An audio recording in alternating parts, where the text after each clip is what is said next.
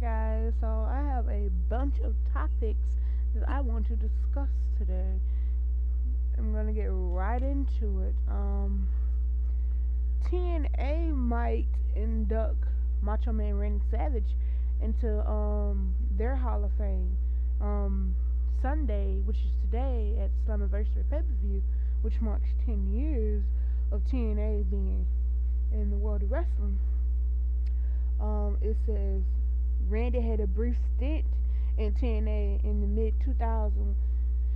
You know, that was when TNA they was trying to hire all the former WWE wrestlers that had just been released from the company so that they could build their company credibility up.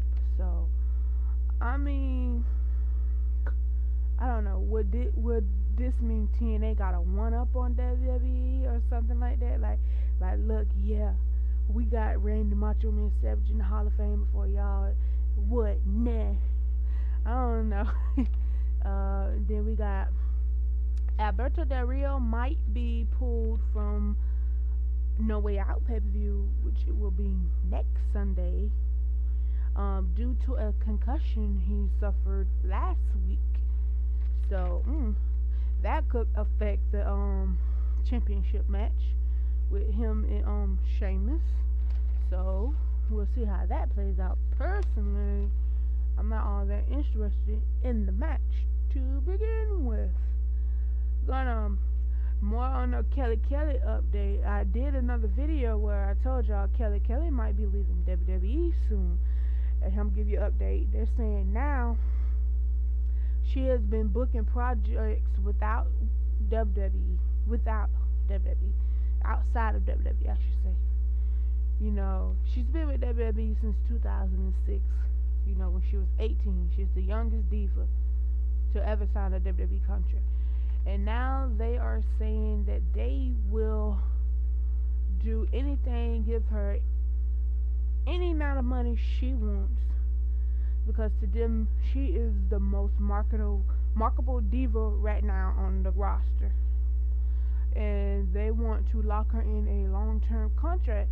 I mean, she's been doing this for a while. I believe she needs a break, and granted, every superstar has a burnout moment, and maybe this is her time. So if she wants to go off and do other projects, you know, come back next year, that's fine, or the end of the year, that's fine. But WWE shouldn't just throw money at them just to get them back in the company, and let them have some downtime, you know. So moving on. You know, if you follow Chris Jericho on Twitter, you know he's been doing the countdown for his suspension, and today marks 13 days. So he has 13 days remaining on his 30-day suspension back in May 24th. I want to say he will be able to make the 1000 Raw episode, because I'm not finna sit here and count. So, but I think he will. So yeah, if you don't follow Chris Jericho on Twitter, follow I Am Jericho on Twitter. Also, as many as you know, Lilian Garcia, you know, she put out an album back in '07. She came out with a music video like the end of last year or the beginning of this year. You know, You Drive Me Loca. She had Tori Wilson and Candice Michelle in the video, but now she is getting ready to release a new EP album. It's an extended play album she previously released. So be looking forward to that. You know, see how good she is, because we all know she's good.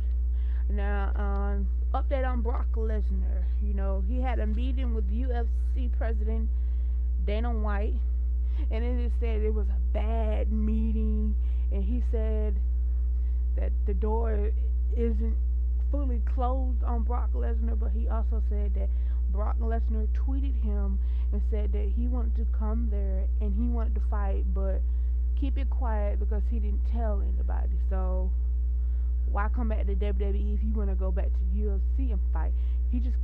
Obviously, UFC wasn't paying him enough money to keep him, or whatever went on, or his contract just expired, and he just wanted to come back to WWE to see if he still had it. I don't know what's the case going on, but mm, as y'all know, we WWE only have a certain amount of dates when they use Brock Lesnar. Most people don't know that. Um, as many of you know, if you following Christian peeps on Twitter, I think Christian for peeps or however, TNA Dixie Carter, she recently tweeted that she is going to be happy to see Christian appearing on the pay per view. Like, I don't know if he'll be in the audience, the backstage. He's gonna be at Slammiversary. I mean, well, you know, that's kind of right. He's not doing nothing tonight. So he's not scheduled for another pay per view until Monday or Tuesday in next week's pay per view. He'll be at Slammiversary that marks the 10 years TNA been in business. And it's like that, because y'all remember TNA let Ric Flair appear on the WWE Hall of Fame ceremony. And I guess this is where WWE repays them back the favor and let Christian, the Intercontinental Champion, appear on another wrestling promoter's company. I guess this is the favor between them two. But y'all also know TNA is suing WWE in a lawsuit. Yes, people. Okay, we got more news. WWE Champion CM Punk tweeted that he will be picking up the slack on the SmackDown tours by replacing Randy Orton since Randy Orton owes suspension. And he also tweeted picking up the slack. I don't know if he was being sarcastic or, just said it to say it. Who knows about CM Punk? Pipe bomb. But hey, SmackDown could use the ratings. And we also are going to get John Cena on SmackDown tapings and CM Punk on SmackDown tapings more. So that'll be good for SmackDown's rating. Also, one half of WWE Tag Team Champions R-Truth is reportedly to be injured with a broken foot. That's why he has not been on the tour to Spain. And recently, Kofi Kingston defended the tag team titles with Brodus Clay. I'm like, how the hell can Brodus Clay and Kofi Kingston defend the tag team titles when Brodus Clay is not tag team champion? I don't know. Like, he took R-Truth's place, but anyway, he's still champion. He just have a broken foot. That's why he hasn't been on the tour over there. So understand that. I have a lot of topics. Brodus Clay also will be now a permanent member on the Blue Brand Friday Night SmackDown roster. We heard that on Raw today. Not today, well, this past Monday last week. He will be a new member on SmackDown, and whoop-de-doo, who cares? Let's move it on. There's been report that people, the brass brings some up there, are saying, and a bunch of wrestling websites are saying that some within WWE want to get rid of Randy Orton because of his latest suspension. They say it is, since his suspension, it's gonna cost them around $250,000 until Randy Orton comes back, because they was billing him as SmackDown's top player, and people come to see SmackDown and they also come to see Randy Orton. But truth be told, Randy Orton wasn't putting people in seats. He wasn't selling tickets, really. Let's be honest. So I'm guessing WWE is going to lose big time, but then again, they say John Cena and CM Punk is supposed to pick up the slack, so we'll see about that. But if you get rid of Randy Orton, I mean, like, come on, WWE is already half bored anyways. Randy Orton do keep a little excitement into it, so my vote is not to get rid of Randy Orton. Keep the Apex Viper, my last thing is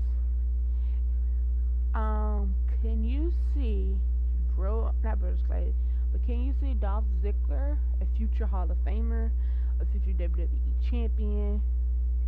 Because I can. I don't like him. He's not my favorite superstar. But every time he's in that ring, he shows off. He does it better than anybody else, and he makes himself look damn good, and he makes the person in the ring good. Like, I hate him, but I love him, and I love when he does the little steal the show on Zack Ryder's TV, not TV, but a little YouTube show. It kills me because each week I'm looking for Dolph Ziggler to steal the show. Each week on Monday Night Raw, I'm looking for him to steal the show. You know, not CM Punk or Daniel Bryan or John Cena. You know, I'm like, where's Dolph Ziggler? You know? So I can see him within the next 6 to 12 months in the main event, possibly main event WrestleMania next year, or in one of the main events, or he is going to be a WWE champion. He might be World Heavyweight Champion again. Hey, but I see big things in Dolph Ziggler's career on the horizon. I really do. So I just wanted to end that and give you guys some new update news on WWE and TNA and tell me what you think. And please don't be rude in the comments, people. I'm pretty sure y'all parents taught you some respect. Okay?